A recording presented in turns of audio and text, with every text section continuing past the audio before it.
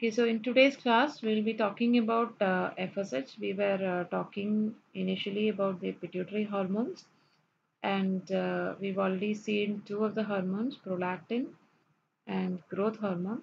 So in this class, we'll be talking about follicle stimulating hormone. So follicle stimulating hormone, it is a glycoprotein polypeptide which has 35.5 kilodalton. It's a heterodimer, and the alpha and beta subunits are required for biological action.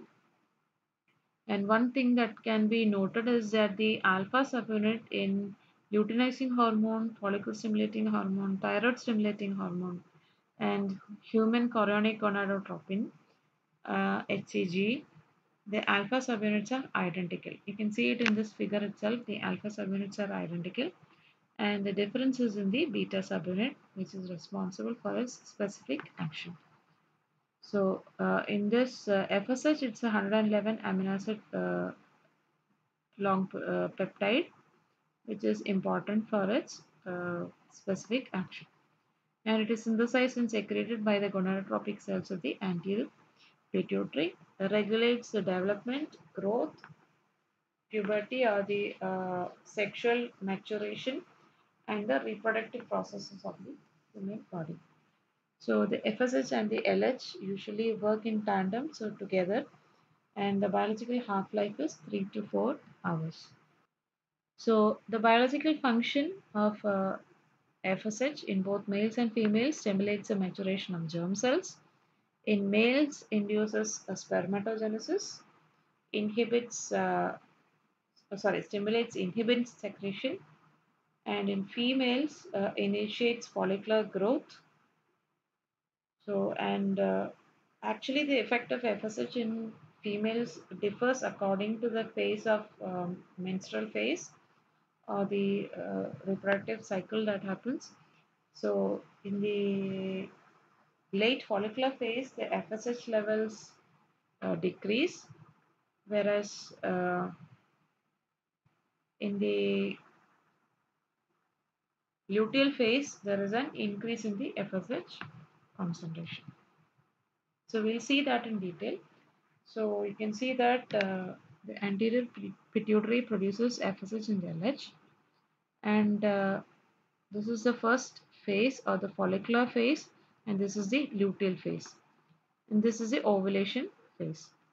So the follicular phase is where the primary follicles in the ovary start developing and develops into a secondary follicle. This is the process. So initially you need the follicle stimulating hormone for follicular development, and by the time the LH concentration starts to increase, the follicle is already matured to a secondary follicle, and there is final maturation into Graafian follicle, which then undergoes ovulation.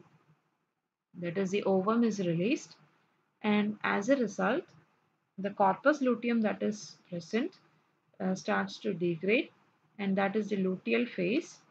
And in the luteal phase, in the ovulation and in the luteal phase, LH is more, luteinizing hormone is more important.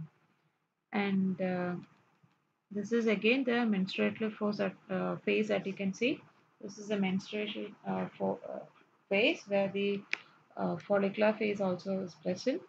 Proliferative phase where the endometrium is being synthesized or corrected or formed.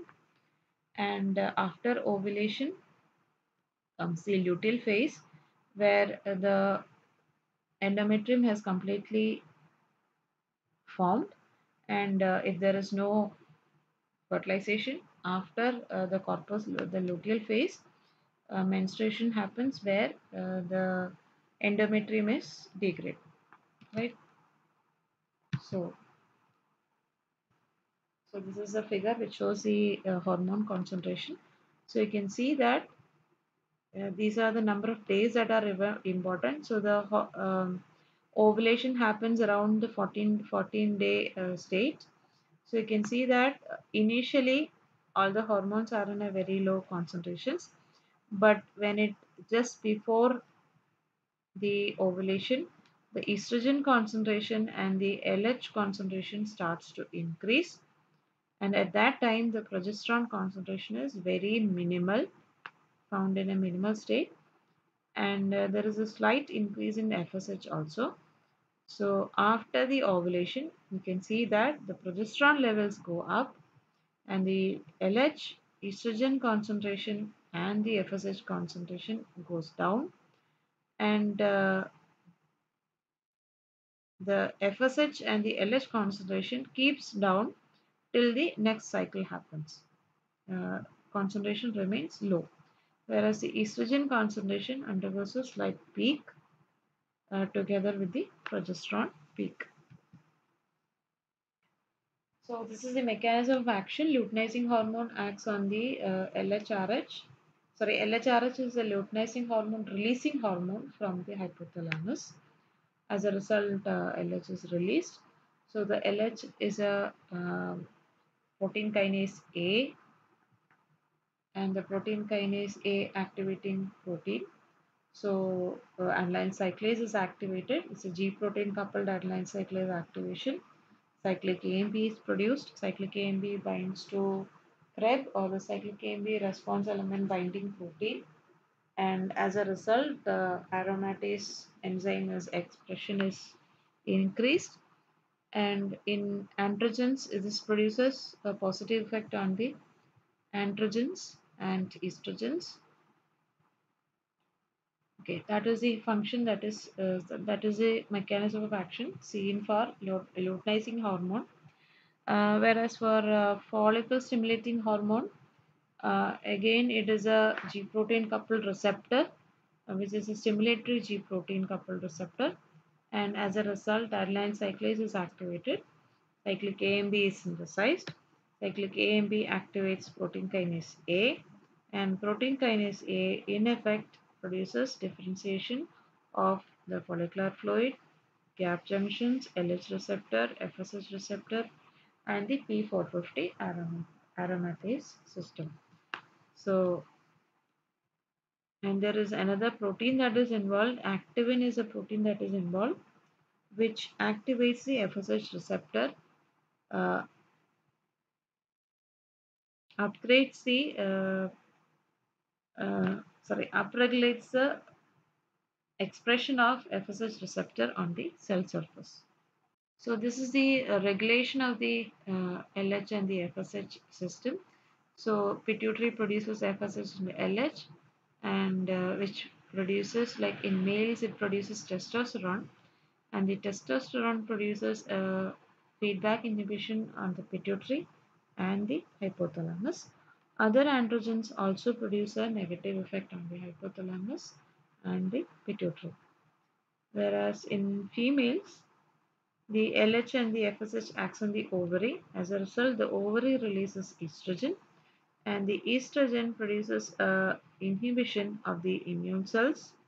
Estrogen and inhibition also produces an inhibition of the bone resorption, and the estrogen and the inhibins also produces inhibition of the anterior pituitary, so that more hormone is not synthesized. So next is the luteinizing hormone, and heterodimeric glycoprotein, which has one alpha subunit and a beta subunit, produced by the gonadotropic cells, and in females it triggers ovulation and the development of the corpus luteum. In males it stimulates the Leydig cell production of testosterone. So it has a synergistic action with the follicle stimulating hormone, and biological half-life is 20 minutes. So this is again something we've already seen, like what are the functions of the whole system. So LH and FSH induces the testes to produce testosterone, and the testosterone is important for spermatogenesis as well as for male secondary sexual characteristics, whereas the ovary releases estrogen, which is again important for follicular genesis and at the same time for female secondary sexual characteristics. So the ovary releases estrogens and progesterone, as a result of LH-FSH activation, and the estrogen progesterone produces negative effect.